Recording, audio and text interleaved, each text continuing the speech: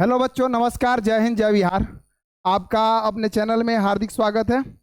और देखिए, फिजिक्स का जो ऑफलाइन क्लास चलता है तो उसके अंतर्गत आज हम एक नया चैप्टर लेके आए हैं आपके लिए, जिसका नाम है वेव। हिंदी में बोलेंगे तो तरंग। तो देखिएगा, सबसे पहले आप लिखिए वेव, ठीक है, और हिंदी में क्या, तरंग, ठीक है। सबसे पहले ये जानना है कि तरंग किसे कहते हैं, समझे। तरंग किसे कहते हैं?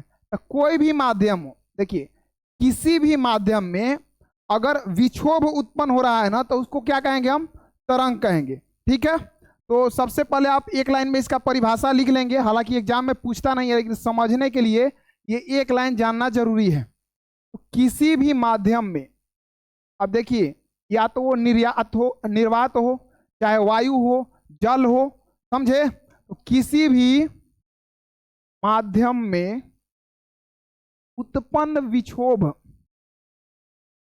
उत्पन्न विक्षोभ को, विक्षोभ को क्या कहते हैं? तरंग कहते हैं।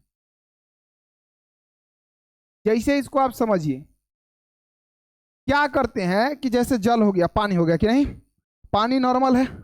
पानी में हम लोग लइकाई में खेलते हैं, तो खेलते हैं ना कि एक पत्थर ले लेते हैं, और देखिए, ये बहुत चीज आगे बहुत चैप्टर में भी उसका यूज करेंगे। पत्थर ले लेते हैं और फेंकते हैं कि नहीं, कि एकर पत्थर से कितना ज्यादा पानी उड़ा। समझ रहे हैं ना बात। हर कोई फेंकता है अपना, कितना ज्यादा उड़ा दिया पानी। इहो खेलते हैं हम लोग, तो फेंकते हैं कि कितना दूर तक फेंक दिया कि नहीं। तो देखिए, जो आप पत्थर में पानी मतलब सॉरी, पानी में पत्थर फेंकते हैं, तो जो पत्थर आप फेंकते हैं तो आप देखते हैं कुछ पानी ऊपर उठता है। बस जो पानी ऊपर उठ रहा है आपका, ठीक है, तो वो क्या है? तरंग है।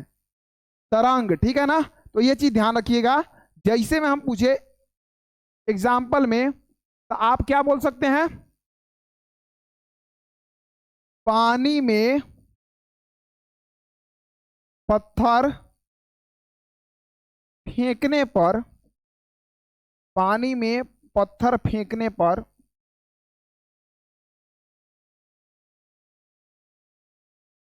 पानी का ऊपर उठना, ठीक है। कुछ पानी ऊपर उठता है, मतलब बीच में जहां मेन पॉइंट में फेंकते हैं वहां से ज्यादा उठता है। अगल बगल में भी पानी क्या होता है? वाइब्रेट होता है, वहां भी उठता है, ठीक है। तो यही चीज है तरंग। अब देखिए, तरंग के बारे में एक्चुअली आपको क्या आगे पढ़ना है, तो आप क्या करेंगे कि तरंग को बांट के पढ़ेंगे, समझे ना। तरंग को बांट के पढ़ेंगे। तो एक्चुअली में हम पूछे आपसे कि देखिए, तरंग को कितना भाग में बांट सकते हैं, तरंग के प्रकार। क्या पूछेंगे?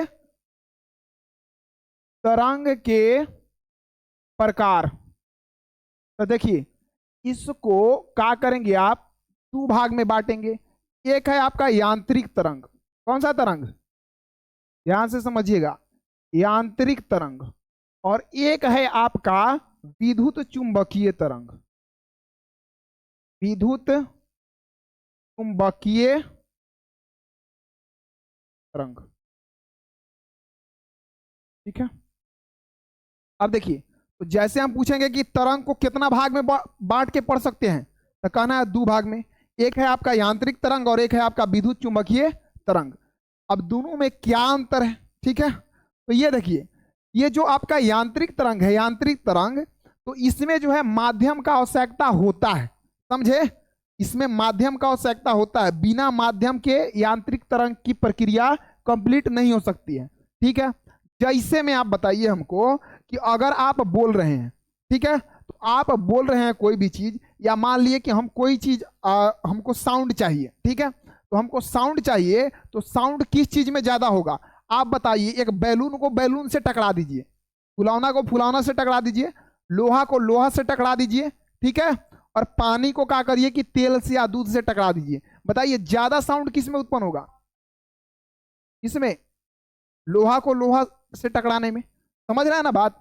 तो देखिए, अब इस चीज को आप देखिए, अगर आप कितना ही बोल रहे हैं, वहां एयर नहीं हो, क्योंकि आपकी आवाज को एक जगह से दूसरे जगह ले जाने का काम एयर करता है, ठीक है, हवा, ठीक है।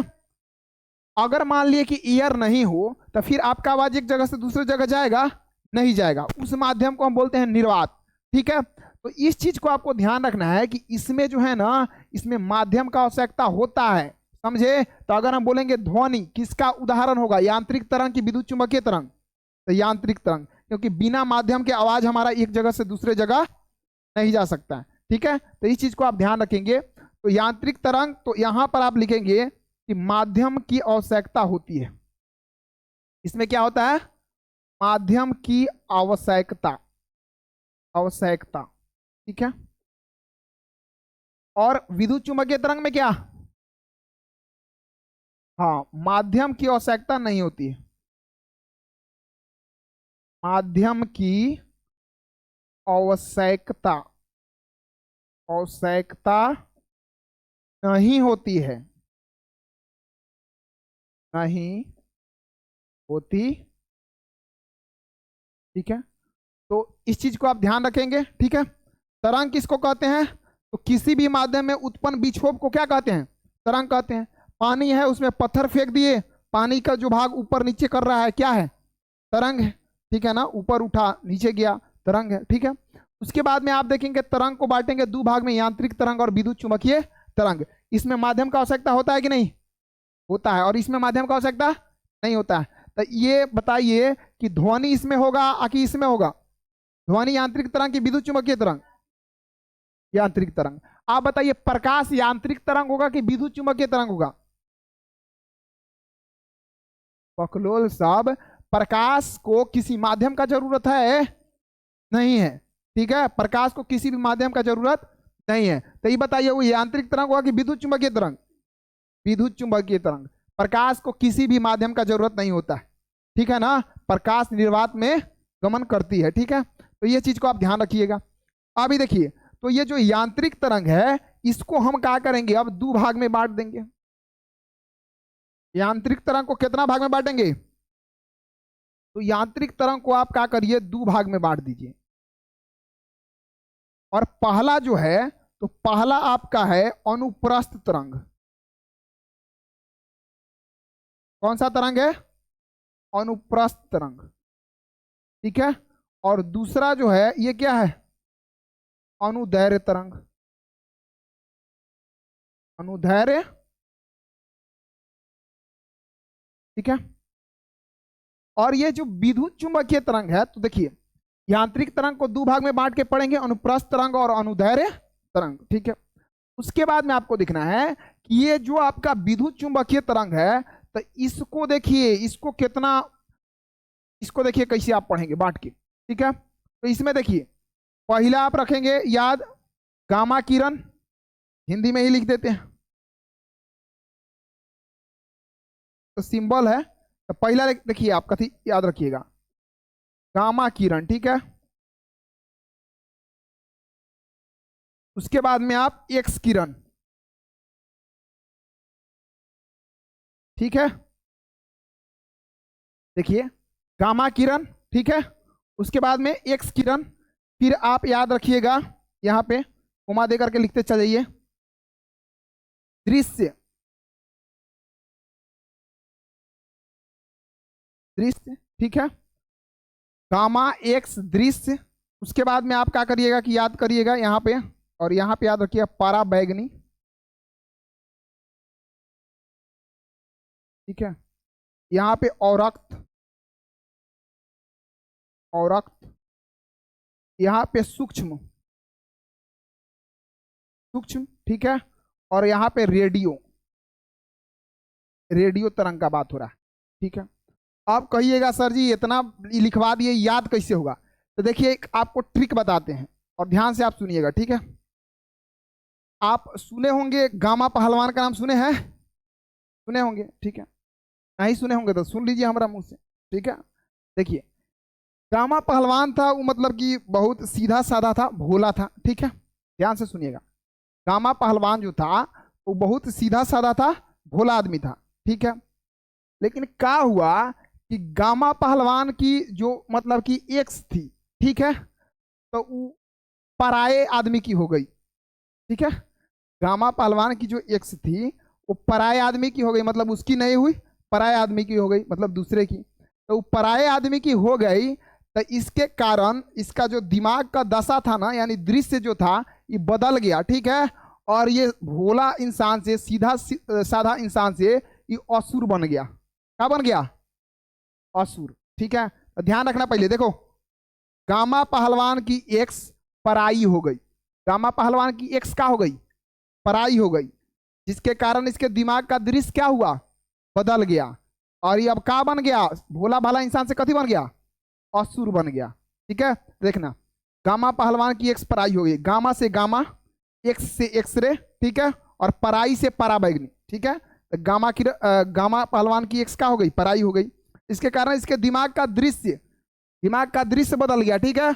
और ये क्या हो गया? असुर बन गया, ठीक है। अब एकदम मतलब इरिटेट रहता है, कोई बोलता है तो एकदम मार धाड़ वाला सीन, समझ रहे हैं ना बात? देखते नहीं है जौन साहब, मतलब कि धोखा वोखा खेले रहता है ऐसा, और में नशेड़ी उसेड़ी हो जाता है, गांजा फूकता है, सब कितना गुड़ा दारू रूपी का ऐसा ही उड़ना है, पूरा जिंदगी तबाह हो जाता है नो। तो वही चीज है। तो इससे, इस ट्रिक से आप याद कर लेंगे, और इस सिर्फ इसका नाम याद करने में काम नहीं देगा, समझे?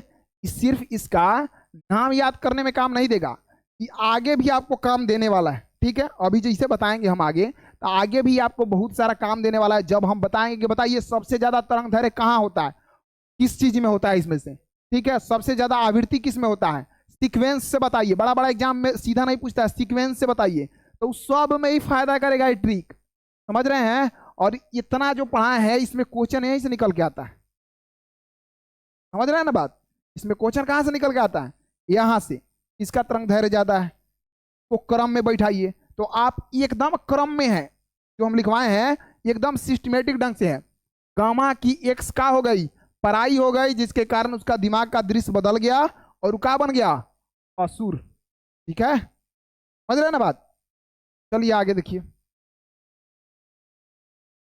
अब आइए, अब आपको देखना है इसमें, देखिए इस फिगर को अब लेते हैं, ठीक है। देखिए यहां पे ये जो है क्या है, ये इसमें आपको देखना है क्या, देखिएगा ध्यान से।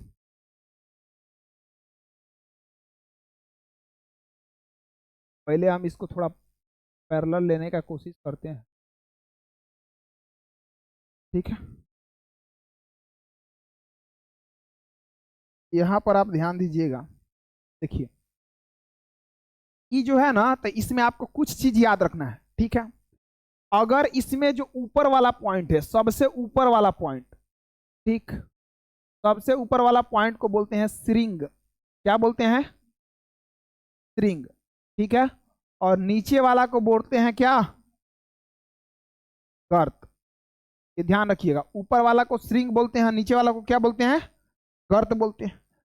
के बाद में आपको याद रखना है कि तरंगों की जो ऊंचाई होती है, ये तरंग का ऊंचाई हो गया ना, तो तरंग की ऊंचाई को क्या बोलते हैं? आयाम। क्या बोलते हैं? आयाम, ठीक है। तो आयाम जैसे हम बोलेंगे तो आपको कहना है तरंगों की ऊंचाई, ठीक है। लिखवाएंगे तरंगों की ऊंचाई, ठीक है। इसको बोलते हैं आयाम, फिगर में आप ध्यान से समझिएगा। उसके बाद देखिए, या तो दो आपका शीर्ष हो, श्रिंग हो, या दो आपका क्या हो? गर्त हो, ठीक है। इन दोनों के बीच के, दो शीर्ष, दो श्रिंग या दो गर्त के बीच के दूरी को हम बोलते हैं क्या? तरंग दैर्घ्य। क्या बोलते हैं? तरंग दैर्घ्य। क्या बोलते हैं यहाँ पे? तरंग दैर्घ्य, ठीक है। आप देखिए, तो इतना चीज को पहले एक बार आप रिकॉल करिए। आप बताइए, हम क्या करते हैं, ऐसे ऐसे स्प्रिंग देखते हैं, ठीक है। स्प्रिंग को अगर आप ऐसे ऐसे ऐसे ऐसे वेब में खोलेंगे तो ऐसे दिखेगा ना, खोलेंगे स्प्रिंग को तो दिखेगा ऐसे। तो उसका सबसे जो ऊपर वाला पॉइंट है उसको क्या बोलेंगे? स्प्रिंग। सबसे नीचे वाला पॉइंट गर्त, ठीक है। उसके बाद में बताइए, दो को जो ऐसे ऐसे है, ऊपर ऊपर वाला चाहे नीचे नीचे वाला, दोनों के बीच के दूरी को क्या बोलेंगे? तरंग दैर्घ्य। दोनों के बीच के दूरी को क्या बोलेंगे? तरंगदैर्घ्य, कभी बोलेंगे तरंगदैर्घ्य। उसके बाद में आप बताइएगा कि यहाँ पे आप ये बताइए, या तो स्ट्रिंग या तो गर्त, ठीक है, ठीक है, तो इसके ऊंचाई को क्या बोलेंगे, क्या बोलेंगे, आयाम, ठीक है। तो इस चीज को आप ध्यान रखना है, और ये चीज सीधे सीधे पूछ देता है एग्जाम, ठीक है, इस चीज को आप दिमाग में रखेंगे। अब आइए आगे देखना है आपको क्या, देखिए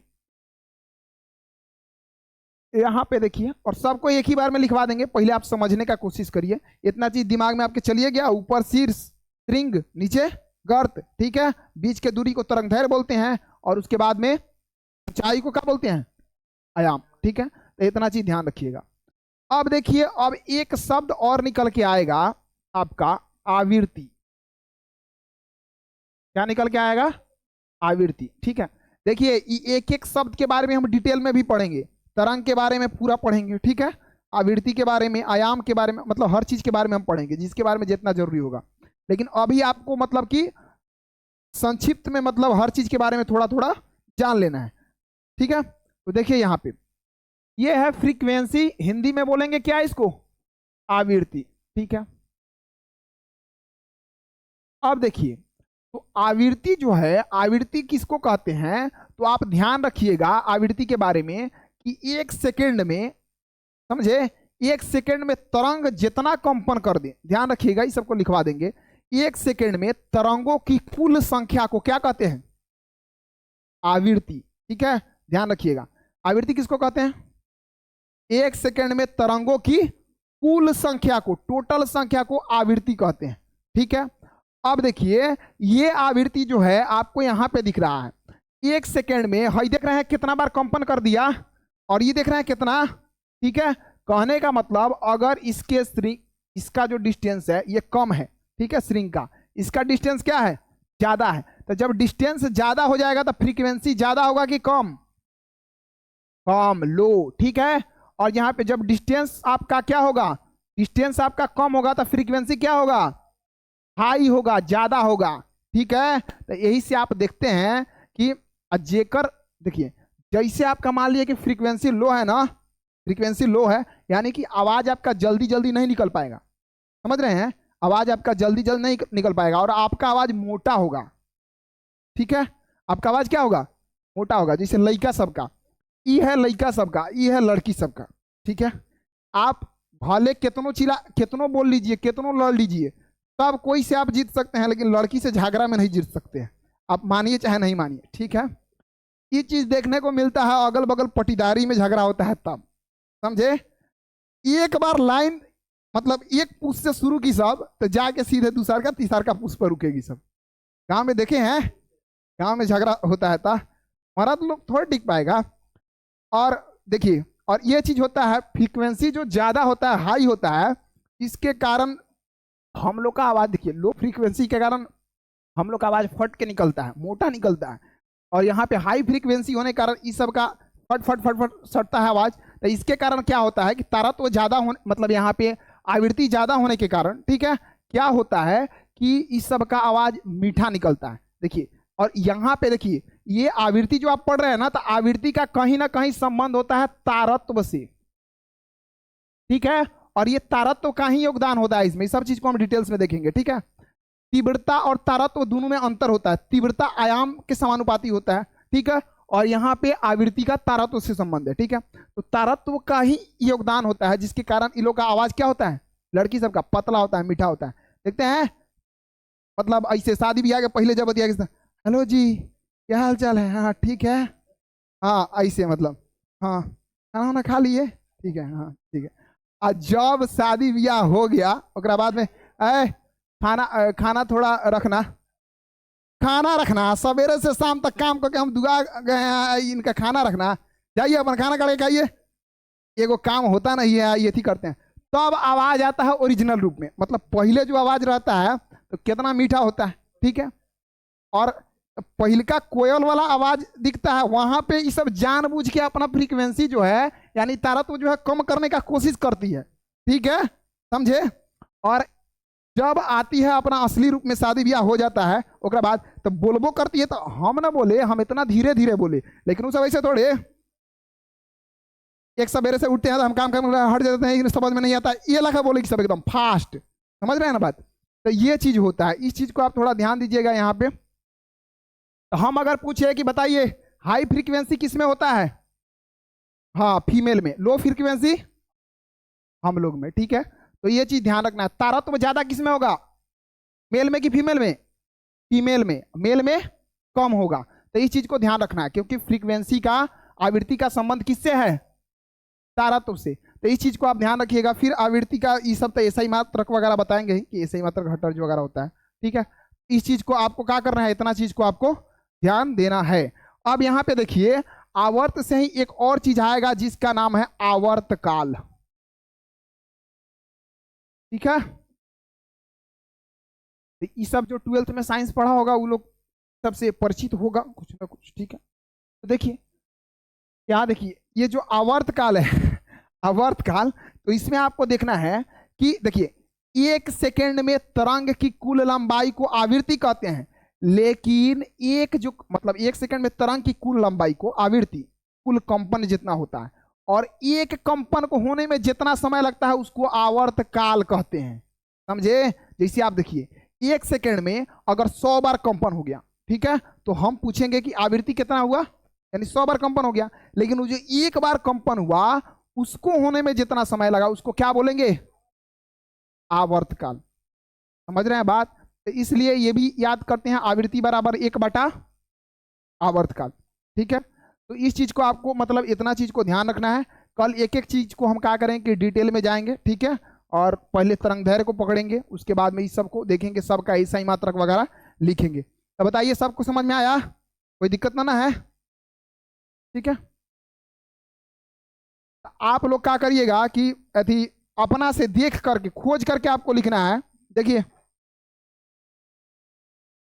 यहाँ पे आप क्या करिए, हम नेक्स्ट पेज ले लेते हैं, आपको अपना से खोज करके HW में वीडियो जैसे अपलोड हो जाएगा ना, तो 2-3 को आपको काम करना है, ठीक है। आपको लिख देना है तरंग दैर्घ्य को कथी से सूचित करते हैं,